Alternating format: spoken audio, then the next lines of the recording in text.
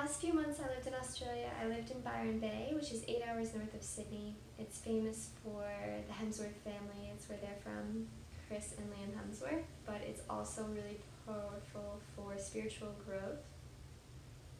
In the 60s and the 70s, that's where mass logging was taking place. People from Sydney began protesting and fleeing up to Byron Bay to protest and stop the logging, and the trees won.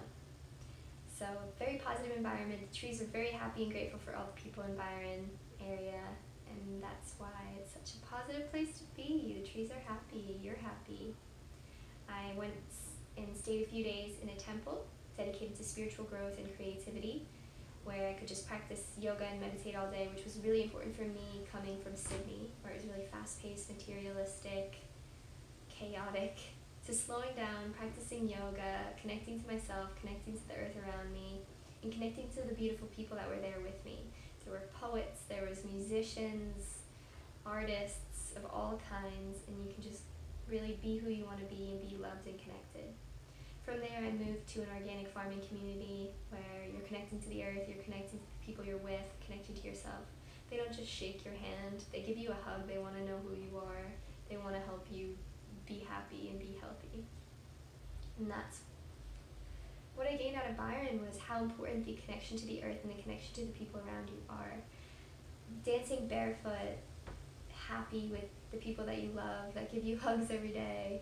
That was what being in Byron was like. Being barefoot and happy, dancing, singing, loving yourself, loving the people you're around, making really deep, meaningful connections and conversations. And from there, I worked with waste management on the farm. So 90% of what we ate was produced on the farm. 10% we shipped in rice, grains, beans, etc.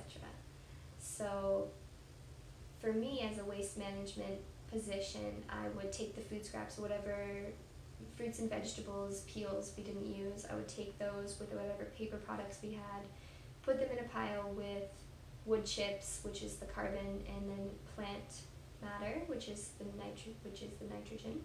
Mix them together and it combusts and creates back into the soil, which we'll then put into the soil to create our own plants.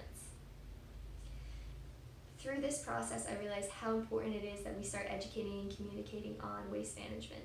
What goes back into the earth and what does not go back into the earth. Food scraps, paper products, they can go back into the earth. Single-use disposable containers, wrappers, etc., they don't go back into the earth. They're going to go onto the land, they're going to go into the ocean, and they're going to go into animal stomachs. And Mother Nature is not going to be happy with us.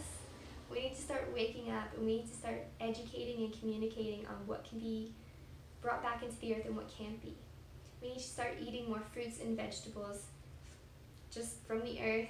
No plastic bag around these fruits and vegetables. It's not only unhealthy for you, it's unhealthy for the environment.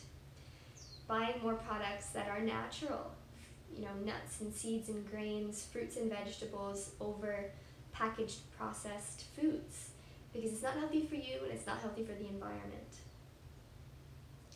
Yikes.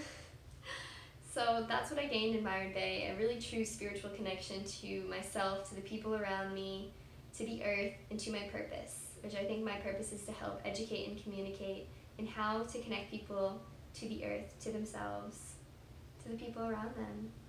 And I hope that you guys can too.